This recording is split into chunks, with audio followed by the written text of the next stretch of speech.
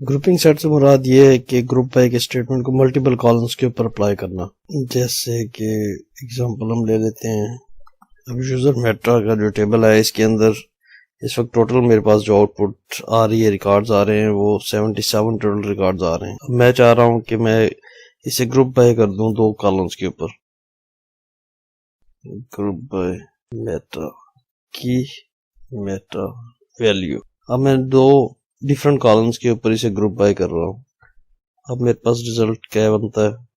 Total record میرے پاس 60 شو ہوئے. اس نے کیا کیا ہے کہ اب میٹا کی کو گروپ کیا ہے اور ساتھ میں گروپ جو میٹا ویلیو ہے اسے گروپ کیا ہے. اس کے بعد جو ہے نا پھر مجھے اس نے ایک اسٹیٹمنٹ پرووائڈ کیا، ریزلٹ سیٹ پرووائڈ کیا ہے جس میں میرے پاس آؤٹ پٹ چینج ہوئی ہے کہ 2 کالمز کے اوپر اس نے جو ہے نا گروپ کے آپریشن کو لانچ کیا ہے.